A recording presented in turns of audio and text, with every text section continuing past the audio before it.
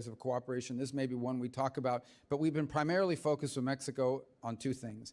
One is on trade, which is not my department, but obviously our trade representative, Mr. Greer, and also the Commerce Secretary Lutnick's been engaging with them. And then the other is on security cooperation. We have a mutual interest in Mexico. In essence, the cartels that operate within Mexico and threaten the state are armed from weapons that are bought in the United States and shipped there. We want to help stop that flow. The reverse is those cartels threaten the state. There are parts of Mexico that are governed by cartels, where there is, in fact, I think I heard last night 2 more people were murdered in Mexico City associated with the mayor of Mexico City. The political violence there is real. They have a vested interest and a desire to go after these cartels, and we want to help equip them and provide them information. They've also been increasingly cooperative, more than ever before, in bringing back and extraditing people wanted in this country for crimes who are in their custody. So I think we've got good areas of cooperation. We still have some more work to do on migration, but they've been cooperative. Chair now recognizes Ranking Member Meeks. Thank you. I'm trying to figure something out. I know you said you read a lot of cables every day, and I know that when you first got sworn in at your confirmation hearing, you stated that being the Secretary of State would be an extraordinary responsibility. Here we are 4 minutes later, but reading cables every day. How much time do you spend at the State Department? How much what? How much time? Do I spend at the State Department? Almost every day. If I'm in the country, I travel a lot. It's part of the job. I agree. I understand. But now you have 4 jobs, don't you?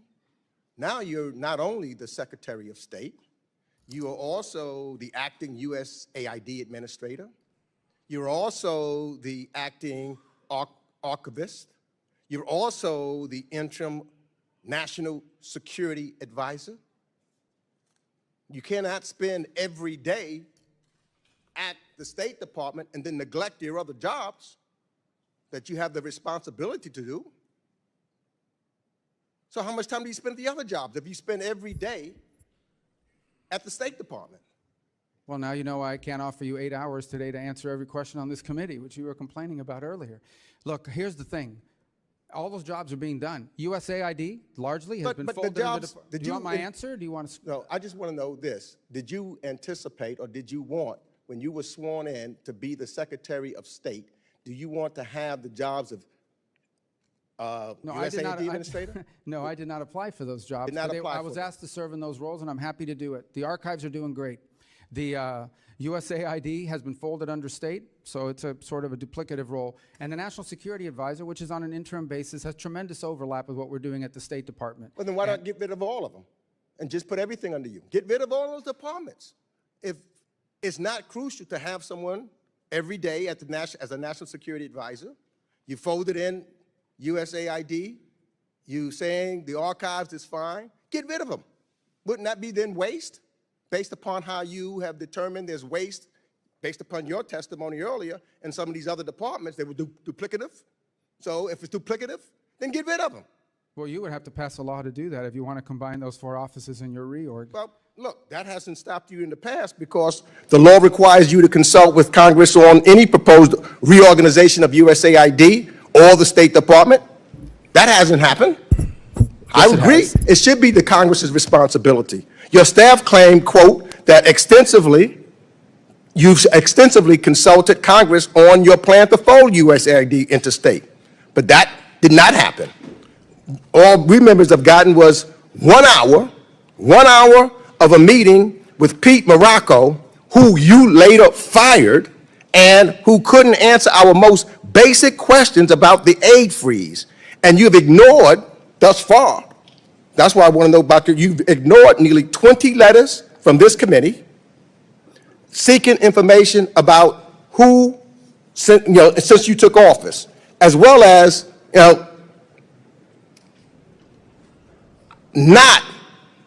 we spoke one time, but not consulting this committee at all. I don't call that extensive consultation. So you're right. Things that you've done should be in collaboration with the United States Congress. But surely the USAID and all of these other things was not, Congress was not consulted one time. Senator Rubio would have demanded it. Well, we've complied with every part of the law. Every single part of the law has been complied with, including, you, for example, have written us 16 letters.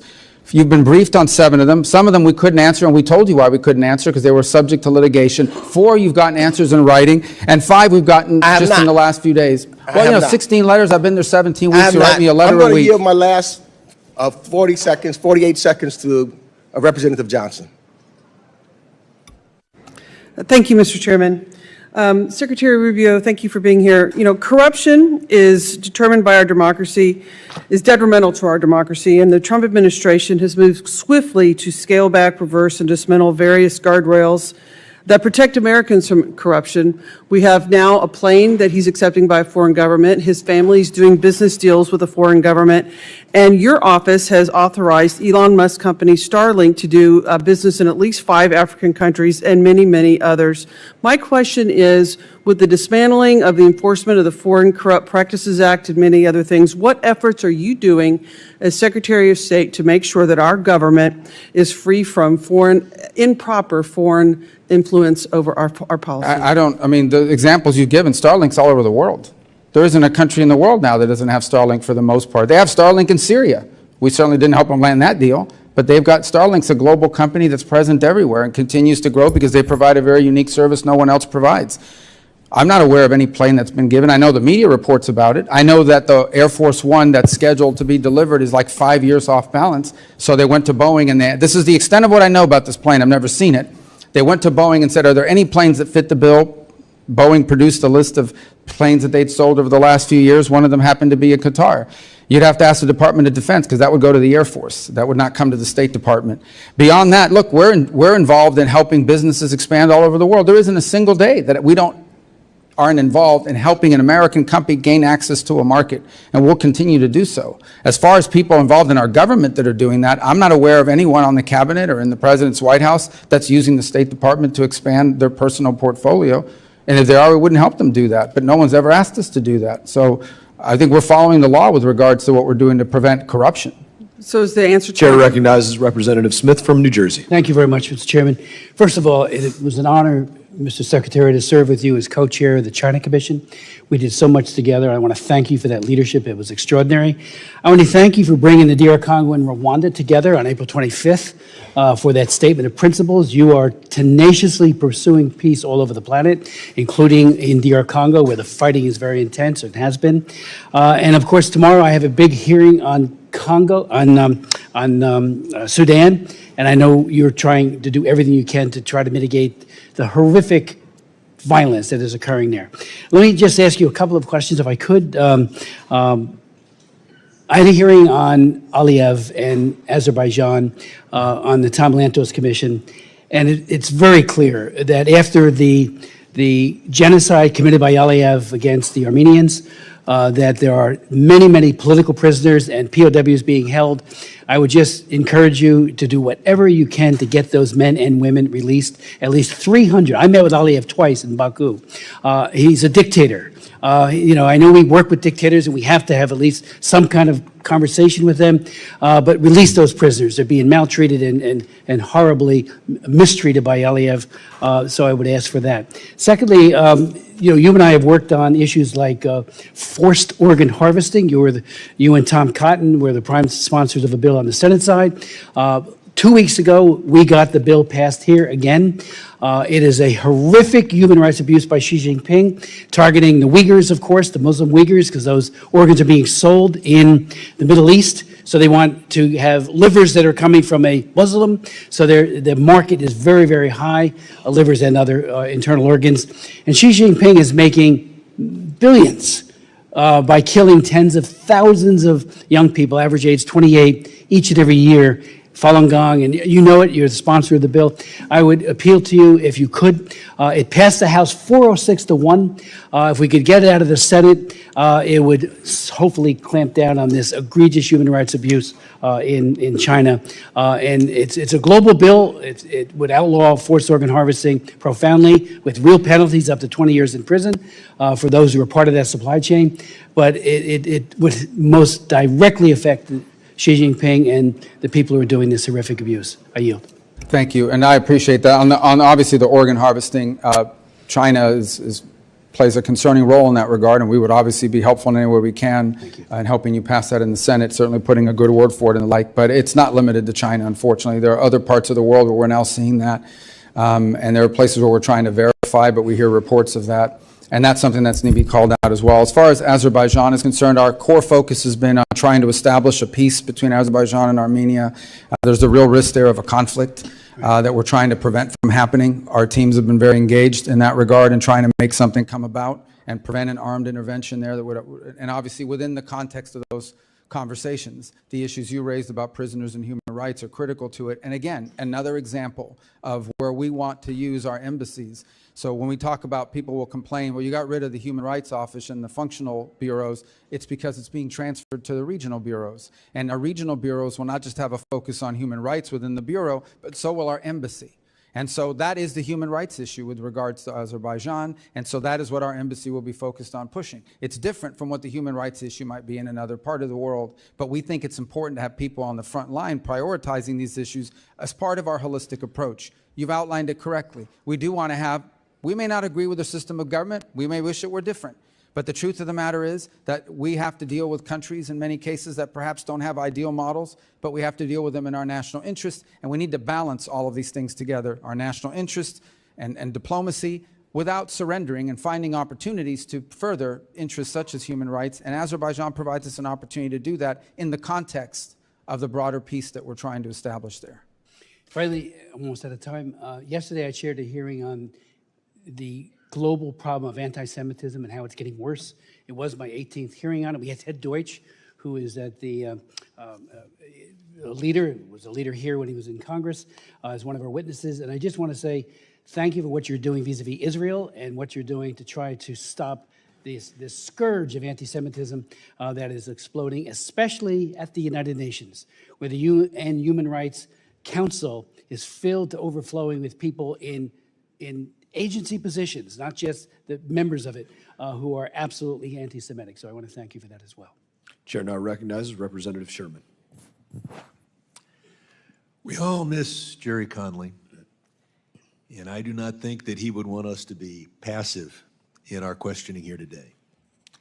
Mr. Chairman, it's our job to oversee the State Department. You can't do that by having think tank witnesses come before us. Our job isn't to oversee the think tanks. In 2023, we had 44 government witnesses. This year, we have our first. And I hope very much that we have all the, not only the secretary, but the undersecretaries and assistant secretaries so that we can really do our job. Secretary Rubio, in the 1970s, there was a powerful Middle East monarch who claimed to be a friend of the United States, may very well have been, claimed to be at least agreeable to Israel. And so in the 1970s, we transferred enormous, sophisticated weapons to him. In 1979, the Shah was deposed, and all those weapons were in the hands of the Ayatollah. Today, MBS wants a nuclear weapon. But he says what he wants is a nuclear cooperation agreement. Well, we have a nuclear cooperation agreement with the United Arab Emirates and Turkey and Morocco that all provide for a gold standard of safety.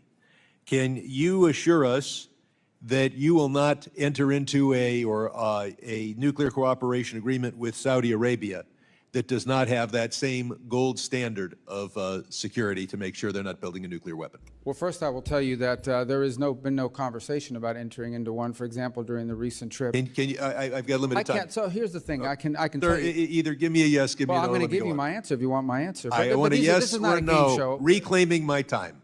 Well, reclaim your time, but it's not a game show. I get to answer. These are complex questions. Let me answer. Mr. Secretary, I'm reclaiming my time. The filibustering means. takes place in the Senate, not here. I'm not filibustering. I'm trying to answer your question.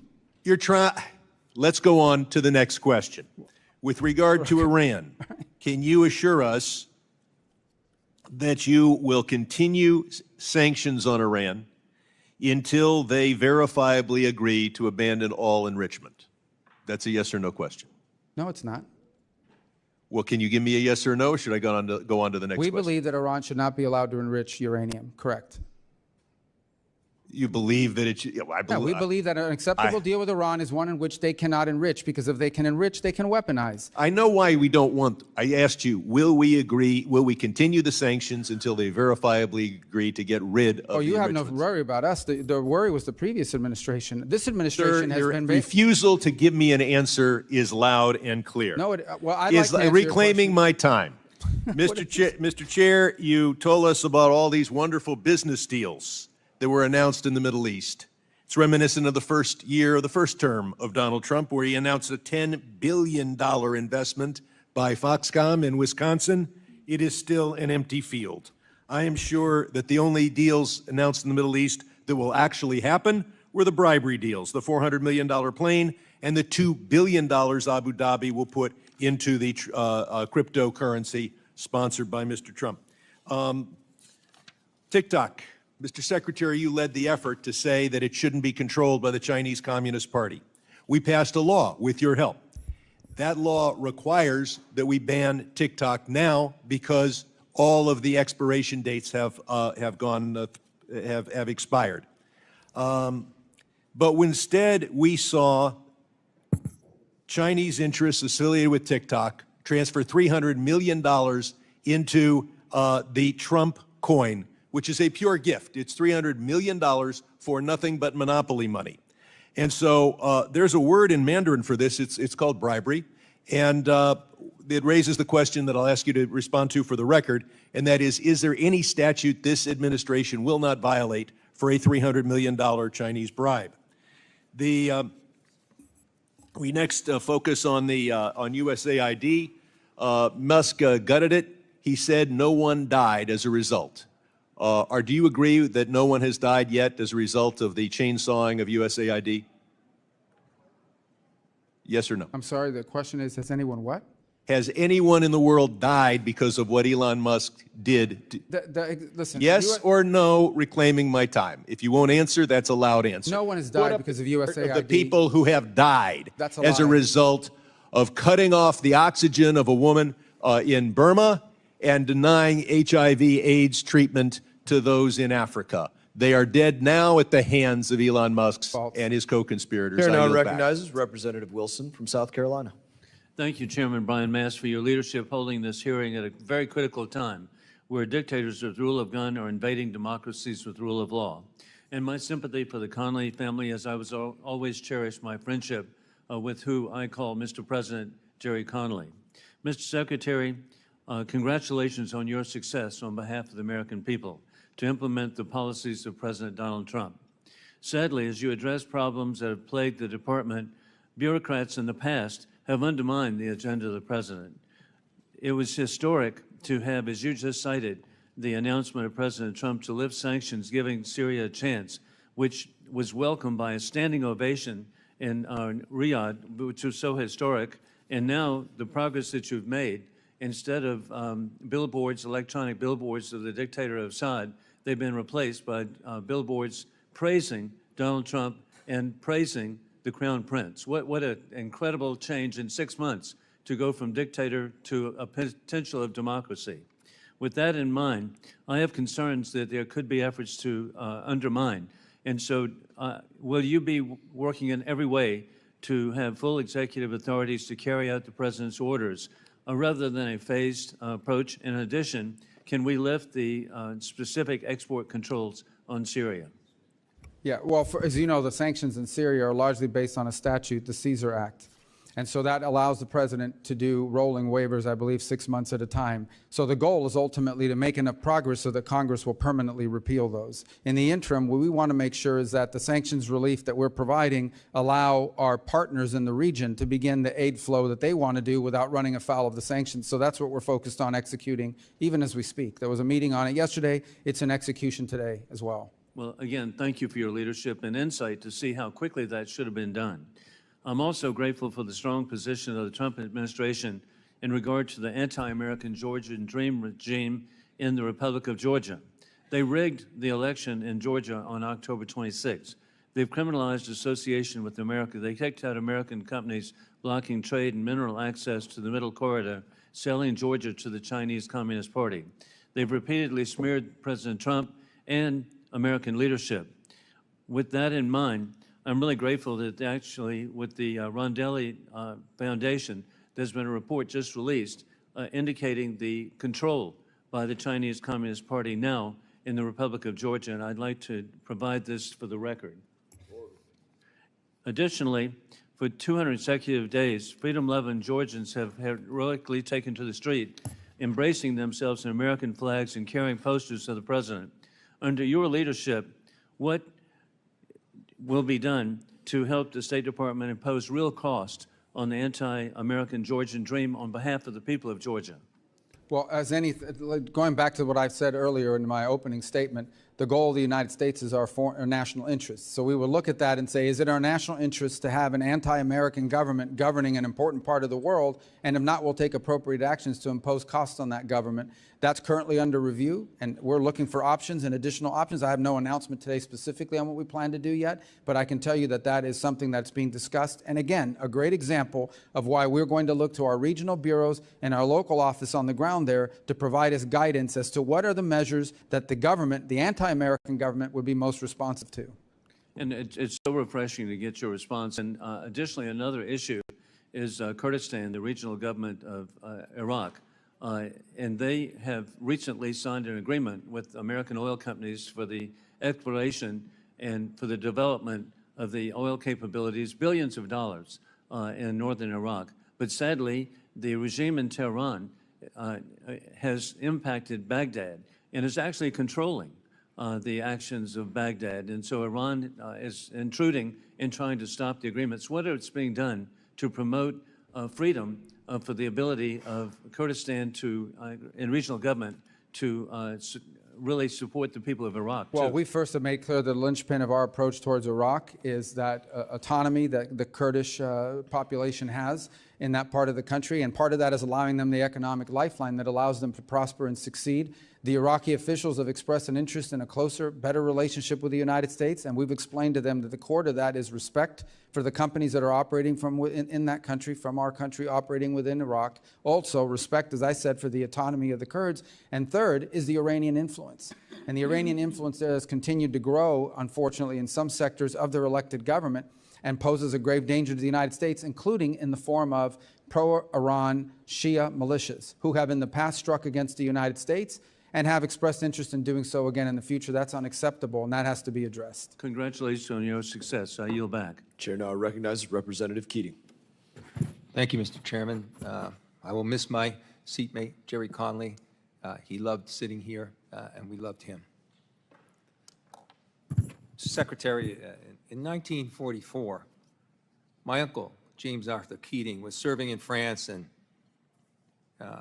as soldiers, his fellow soldiers were dying around him, he wrote a letter back in combat, back home, about the cost of human sacrifice and whether it was worthwhile to defend a piece of mud on the earth. Only a week after that letter, he answered that question while carrying lead in himself, as one of the people in his command was exposed and injured. He was wounded himself carrying lead and crawled out there, brought him back to safety, saved his life, and as he was going for another person, was machine gunned to death himself and killed in action. 400,000 other American families gave the same sacrifice, but the peace and prosperity that came forward the world has never seen. It's a transatlantic alliance where our allies sacrificed their young men and women when America was attacked in 9/11, and economically, they're a $1.6 trillion trading partner with us with 16 million jobs on both sides of the continent. So my questions today are looking for clarity on where we stand with our allies and partners for more than 80 years, because they're expressing their doubts. They're expressing their doubts publicly. They've expressed it to me privately. So as the face of our country, as the lead foreign policy representative in the United States, I'm just looking for this clarity. So first, simply answer this question, if you will. Is Russia the aggressor in this Ukraine war? Yeah, Russia invaded Ukraine. So they are the aggressor in this war, correct? They invaded them, yes. Well, thank you, sir, because it's important to get this clarity, because President Donald Trump said it was Ukraine that started this war, and our allies have the right to know this. Secondly, the person we're negotiating with, Vladimir Putin, is he a war criminal? Well, I think you can look at instances that have happened there and certainly characterize them as war crimes, but our intent is to end the war. Is he a war criminal? We can't end the war without talking to No, Mr. Putin. that's pretty simple. Is he a war criminal? Well, that's this man we're negotiating with, Vladimir Putin. Is he a war criminal? That's not tough. But what? I'm trying to answer your question by telling you that we're trying to end the war here. Go ahead. No, You're it's not a equivocating. simple answer. You are equivocating, sir. Just answer the question. I'm answering your question, and the answer is that war crimes have been committed, no doubt. And who's responsible for that? There will be time and place for that accountability. But right now, the job is to end the war. So you won't answer If we don't the end question. the war, people are going to get Reclaiming killed. my time, sir. Let me go on. Because I don't understand this. Because you're sitting in front of us now as Secretary of State.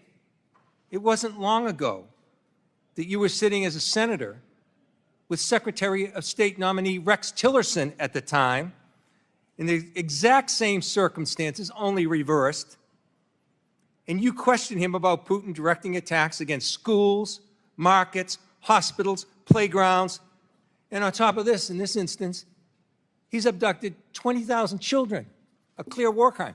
So you were very clear then Vladimir Putin was a war criminal.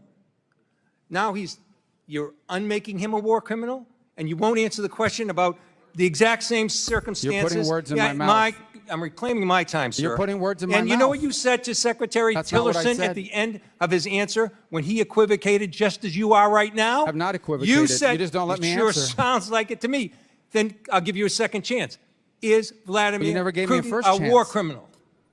I already told you war crimes have been committed. No, you didn't tell me if Well, he's I a can't war even- criminal. Mr. Chairman, am I allowed to answer questions? I'm or just reclaiming be my hectored? time, sir, and listen, Well, I'm if he using keeps your own reclaiming words so you don't have to answer. Did you know what you said to then nominee Secretary of State Tillerson? You said you were very discouraged in his inability to accept that Putin was indeed a war criminal. Your words, we don't need any more. You're inconsistent. The third question I have, sir, is this. I answered your question. You just don't let You me answer. did not answer the question about Putin's Well, you war keep criminal reclaiming your conduct time. in Ukraine. You asked me a question, then you reclaim your time. So how can I answer You the answered question? it. Listen, let me go forward with this. 3 questions. And I'm Or are being you gonna pretty reclaim clear to time you. on those too? I'm giving you a chance to answer. Give me a chance to ask the question. Here it is. So there's a concern among these allies that we've had, our closest allies, about the one-sidedness of the negotiations with Russia and Ukraine. Gentleman's Regular time has order. expired. Secretary Rubio, if you'd like to respond, by all means. Can I reclaim my time for a few seconds? Thank you.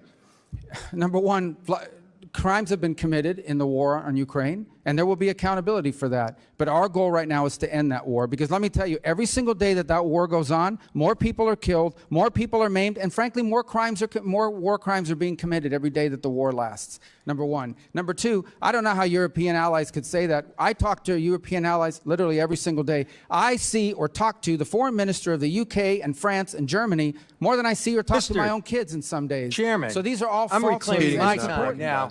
You have no time. Because You're not you've given him recognized, Mr. time, Keating. and I ask unanimous Not consent. recognized, Mr. Keating. Chairman, You're not I'm recognized. asking for unanimous consent to Mr. put in Keating, the record. you're not recognized. The I Secretary am is speaking. asking unanimous consent to put in the record Mr. Keating, you're not the recognized. op-ed. Oh, so you're not going to recognize, Mr. Chairman? Not Point of order. recognized in this Anyone moment. that asks unanimous consent to put in for the record a document, Keating, you're not allowing you that? are not recognized right now. Your time expired. You might have a minute and a few.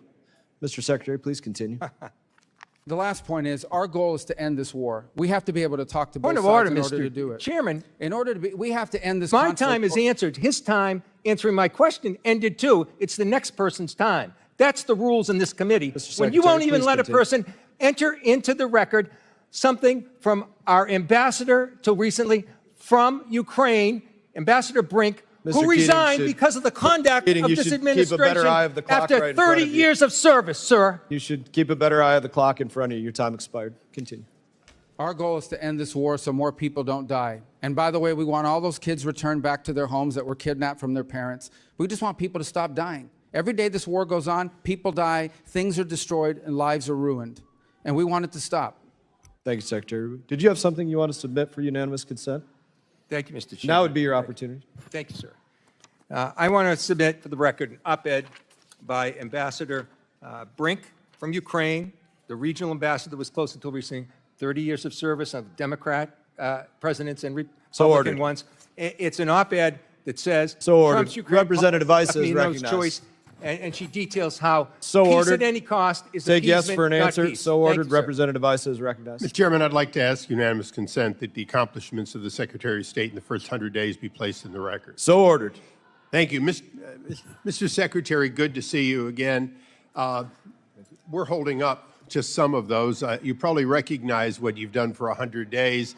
It is absolutely amazing that you've done all of that. And as you said in your opening statement, it's our job in reauthorization to make many of them permanent. I share with you the fact that for decades, the division of USAID, sometimes in the embassy, sometimes out, coordinating sometimes, often not, populated by people who left state to go to aid, but then weren't treated the same.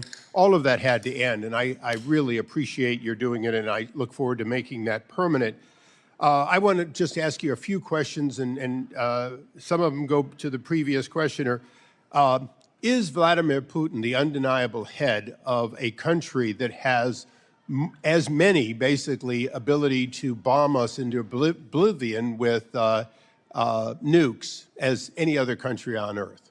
They have the largest, I believe, the largest strategic weapon stockpile in the world and one of the largest tactical nuclear weapon stockpiles. And he's the undeniable leader. Correct. Is one of the things that every Secretary of State keeps in their mind that peace is never made with your friends, but rather with your enemies? Well, it's one of the reasons why, irrespective of Ukraine, there has to be some level of communication between the United States and Moscow. It's frankly irresponsible to not have the two biggest nuclear powers on the planet communicating, which was the case for 3 years. That doesn't mean we're going to be allies or friendly unless conditions change, but we have to at least be able to communicate with them to prevent miscalculation and war. And wasn't it true during the entire Cold War, president after president of both parties and secretary after secretary had to and did retain relations with the Soviet Union, up to and including President Reagan's famous negotiations that essentially led to the end of the Cold War? If there had not been communications between the U.S. and Russia in 1961, the world could have ended during the Cuban Missile Crisis. Now, on that list behind me, there's a lot of taking and combining and so on. But I have two things I want to ask you about. One is, do you have a vision for OBO that would cause it to catch up and to reach a point where our embassies, consulates, and other facilities would never again lead to something like we've had at Benghazi and other occurrences where substandard facilities led to the loss of life? Well, absolutely, it's our priority. In fact, every single day, we have a team that watches our mission posture around the world, not just because of the physical layout, but what the conditions are on the ground. Remember, in many of these posts, in many cases, we are very dependent on local forces and their ability to protect from the perimeter, what they're willing to offer. And so, as you recall, in Benghazi, one of the challenges we faced is we relied on local militias to provide perimeter security. When they abandoned their post, it left the consulate and vulnerable and ultimately led to loss of life. So as part of our analysis, clearly the physical layout and the protection, it's something we've watched very closely in places like Somalia, where we were lacking overhead protection in some cases, but also we are always looking at the capability and willingness of local liaison partners on the ground from the host government to provide their end of it. If the less security they're able to provide us assurances on, the more nervous and concerned we become about our force posture or about our presence in any given country. Now, Mr. Secretary, as you recall, during the first Trump administration, the president nominated me for the Trade Development Agency, and I kindly appreciate the fact that you were willing to support me if I'd ever gotten the actual vote. It is a small organization, a small part of our outreach to compete against Belt and Road. USAID could be part of that. Obviously, XM Bank, a host of other entities could be part of it. But in your opinion today, even with the changes you've made, are we or are we not positioned to properly address, to provide complete packages to compete against Belt and Road? Well, first of all, Belt and Road is largely a series of loans and other traps that are provided that you hire Chinese companies to come into your country and build a road or build a bridge or build a stadium or build whatever they want. That's actually not comparable to USAID, which is more humanitarian and development assistance, but it's in the form of a grant. That's more loaning on their part. I think the two entities that are best positioned to act as alternatives are the Development Finance Corporation, which is currently potentially could be expanded in my view, and then Millennium, which is undergoing a review for improvements. But I think both of these offer better alternatives in terms of comparison to or a way to compete against Belt and Road Initiative. Thank you, Mr. Secretary. Yield back. Chair now recognizes Representative Barra. Mr. Chairman, I'd like to ask unanimous consent to enter into the record this Inspector General report about the impact of USAID So ordered. in the state. Mr. Secretary, I did not get the chance to know you while you were in the Senate, but like you did, I also have traveled a lot to Africa, have seen firsthand the gratitude of lives that we've saved. You know, after the Ebola crisis in 2014, had a chance to visit villages in Sierra Leone, and just the joy and thanks to the United States. You know, in 2015, you stated this, and again, foreign aid is less than 1% of our budget, but foreign aid can make a difference when properly used. And if you ever have a chance, travel to the African continent and you will meet people who are alive today because the American taxpayer funded antiviral HIV medications that kept them alive. It will not be easy to radicalize people who are alive because the American taxpayer saved their lives and the lives of their children. Do you still stand by that statement? Yeah, Yes. that's why we're still going to do foreign aid. Great. So that's incredibly important. As a young doctor in the 1990s, I took care of a lot of people that were dying of HIV and AIDS. It is a painful death. What I hear on the ground in Africa is that these medications aren't getting to folks, that some of the folks that deliver the medications aren't getting to folks, and people are dying. We need to do what we did under President Bush with PEPFAR. We've saved over 25 million lives. Nearly 8 million babies are alive today because we prevented them from getting HIV/AIDS. I want to work with you to make sure we continue doing that. That is the goodness of the American people. I'm a little bit older than some of the people on this committee. I grew up looking at pictures of kids that were starving in the 80s. Part of the reason why I became a doctor, part of the reason why I'm on this committee, and why I've focused so much on health, nutrition, food aid, is because of pictures like that that are embedded in my mind as a kid. We came together as a country. Part of what moral clarity of the United States is we are a country of abundance. President Trump may not think this is in our national security interest, but I think it is in our faith interest. It is who we are as a spiritual nation, as a faith-based nation. We worry about that. We care about relieving starvation and so forth. We've got to do more, because I talk to the faith-based groups, I talk to our implementing partners, I read the news stories. I do not want to see more pictures like this coming out, and I'm definitely afraid in the next 30 days, 60 days, 2 years, 4 years, we're going to see more death and starvation because nobody else can do what we do as the United States of America. I'd like your commitment that you will work with us to make sure we continue providing food aid, that we continue doing what we do best based on our moral clarity.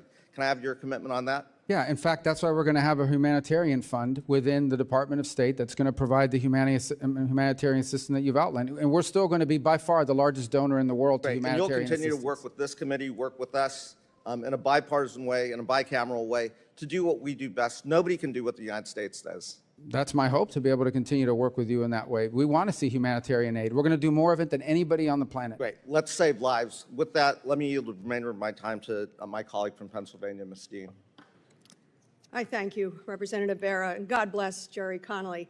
Mr. Secretary, you and I had the great privilege this past Sunday of traveling to the installation of Pope Leo, where he encouraged us to choose love and help the world's poorest. He suggests that we should get proximate to the suffering. If I were to tell you, Mr. Secretary, that outside that door was a 3-year-old little girl starving, like that photograph, ribs protruding, weak, unable to speak, what would you do? Whatever anybody would do, we would try to help her. I agree. I would too. And that's what we do more than anybody in the world. Anybody would do that. We would go out that door and help that little child. It's your humanity that calls you to do that, to save a single life. Mr. Secretary, Gaza is starving. As of last week, the UN has confirmed, it's the UN, has confirmed at least 57 children have already died of malnutrition and 14,000 more are on the brink of starvation. Food sits just beyond the border for days, for weeks. It was cut off. Please hold the clock for me. Reclaiming my time. I understand they're upset. For days, for weeks, I asked that I could reclaim some of that time that was just interrupted. We'll give you 5 seconds. 5? Additional. Innocent children are dying. Mr. Secretary, Pope Leo has called for an end to the blockade to humanitarian aid, which began by Mr. Netanyahu March the 2nd. He said, the Pope said, the price is being paid by children, the elderly, and the sick. Secretary Rubio, I call upon you and I ask for your affirmation of this. Stand by our faith, by the call of the Pope to save the children desperate for food and water, babies who have no way to feed themselves, mothers who have to watch them die. Stand by the Jewish faith. Their teaching tells us to save a single life is to save the whole universe. Will you commit to getting a surge of aid into Gaza now? Gentlelady's time has expired. Maybe the Secretary... Chair now recognizes maybe the Representative Secretary Burchett could from answer- Tennessee. Mr. Chairman, could the Secretary answer my question? It's a you yes got or no. I don't think you got a question out, and I I did. gave you additional time. Well, Chair recognizes Representative Burchett from Tennessee. Thank you, Mr. Chair. Mr. Secretary, how do you plan to ensure that future foreign assistance funding decisions are aligned with the President and are not co-opted or watered down by entrenched Foreign Service bureaucrats? I'm going to get to your question, Dimitri. If I could just take 5 seconds. We have asked the Israelis, and I think they've acknowledged this publicly, to allow more aid to flow. I actually met with the World Food Program in Rome this weekend while I was there. We believe they have a system in place for distribution. We'll continue to urge them to do so, and in fact, we expect more aid will begin to flow rapidly over the next few days into Gaza. I thank you. As far as your question about entrenched Foreign Service officers, actually, I want to be fair here. I have found the Foreign Service officers, by and large, the professional Foreign Service officers, to be very competent, professional, wanting to deliver on the mission, and to the extent they're frustrated in many cases is that they feel impeded by bureaucracy or by layers and layers of bureaucracy. People don't join the Foreign Service to get rich. They know they're doing it for service, and it's rewarding. Like in any organization, you're going to have people that stand in the way or are not aligned with the mission. And it's our responsibility to ensure that those people are not in a position to impede us. But we can't do the work at the State Department without our professional Foreign Service officers. And frankly, they're the ones we're empowering. And so ultimately what we want to return to, however, is a Foreign Service officer corps that's promoted and rewarded on the basis of merit, on how well you do your job. And sometimes, by the way, that means promoting someone who maybe doesn't have as many years experience. Maybe they've only been there 10 years instead of 20, but they're really good. And if you don't promote them, we're going to lose them to the private sector or some other endeavor. So ultimately, it resides upon us, those of us in these positions, to ensure that our agencies are delivering on the President's foreign policy. The State Department is not an independent branch of government. We are part of the executive, and our job is to help the President formulate foreign policy and execute on it. And we're trying to give you a structure in this reorganization to do that. You could have just said, put the best player in, Coach. That would have covered it, and I appreciate your answer, brother. Moving on, will the State Department classify the Taliban as a foreign terrorist organization? Well, I believe that classification is now once again under review. As you know, we've had some success over the last few weeks in getting some Americans that were detained released. But we'll have some decisions to make. That designation ultimately will be based on a holistic approach to what we think our future policy is going to be with regards to Afghanistan. We're clearly aware of who they are and what they've done in the past. We'd like to see more cooperation from them on al-Qaeda and other elements in the country that we'd like to see targeted. So I think that's part of a tool set the President has as leverage to increase cooperation on their part. Can we ensure that America won't be attacked by the Taliban or any of these other terrorist groups that are training or based in Afghanistan? Well, that's what we need to ensure every single day. And obviously, DOD holds that primary responsibility. And there's a reason why we don't have a diplomatic presence in Afghanistan, is because we do not feel at this point like we could appropriately secure our personnel. But the president is keenly aware of the situation there. He was very involved in negotiating in his first presidency for a deal that kept Americans safe. And I think he's interested in arriving at one again to ensure Afghanistan never becomes a launch pad for external operations against Americans anywhere in the world, especially the homeland. Thank you. Also, I've been working on a piece of legislation, House Resolution 260, for a couple of years.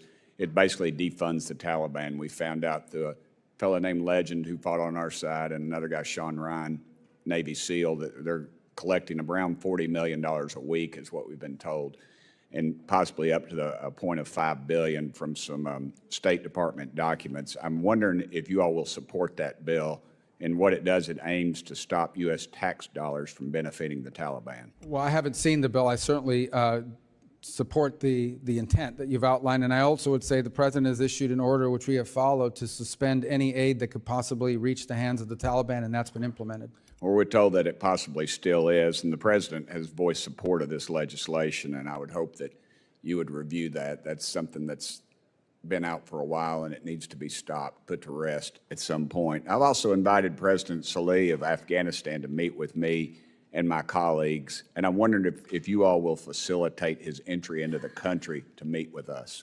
Well, ultimately, that will require a decision and a determination upon whether a visa should be granted for that visit.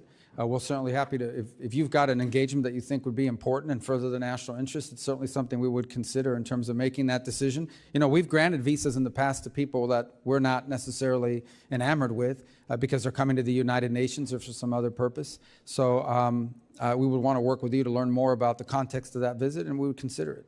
Sure. I would remind you and this body and the folks that are listening and watching this that $40 million may not be a whole heck of a lot of people in Washington, D.C., but I can assure you in East Tennessee that is a whole lot of money that we are probably providing our enemies every dadgum week, and I'd appreciate y'all's assistance with that. Y'all been great. You've accepted our... expired. Okay. Chair now recognizes Representative Castro from Texas. Thank you, Chairman. Thank you, Secretary. Thank you for your testimony. I want to say at the beginning that I think that in terms of roles in the cabinet, that coming into your job, I think you're the most qualified cabinet member in a cabinet that I think has otherwise been incompetent and unqualified. You and I are obviously of different political parties, but we share kind of a similar story. My grandmother, Victoria Castro, came to this country when she was 6 or 7 years old as an orphan because both her parents had died after the Mexican Revolution, and the closest relatives that could take her in were not in Mexico.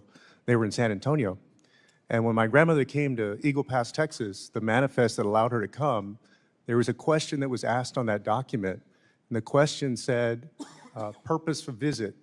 And her relatives that were bringing her, they wrote in to live, that she was coming to live. You have an incredible family story of your parents and your grandfather coming from Cuba in the 1950s and maybe early 1960s, and a similar background of helping you and your siblings pursue their American dreams, just like my grandmother did for my mom and for us.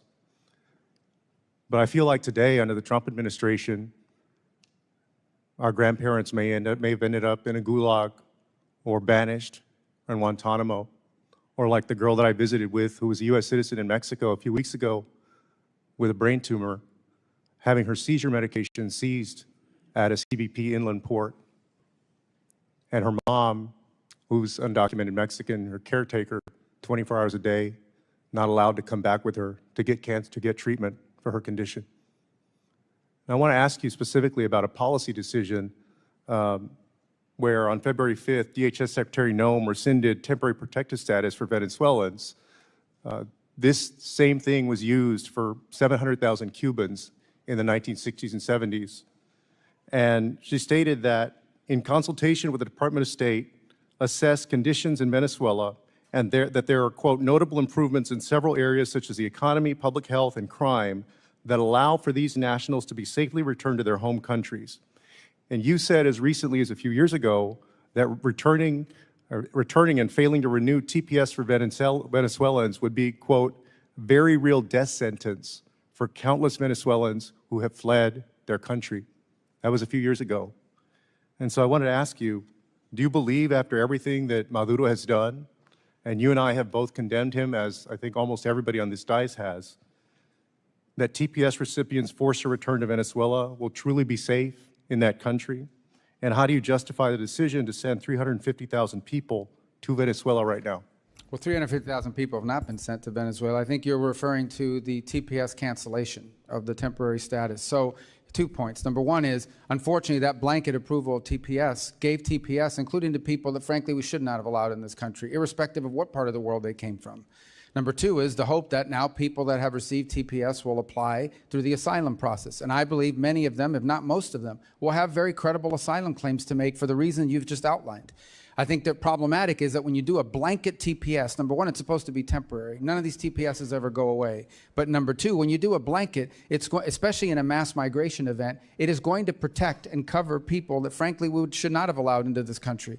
The overwhelming I guess, look, I mean, we're both part of the same Latino community.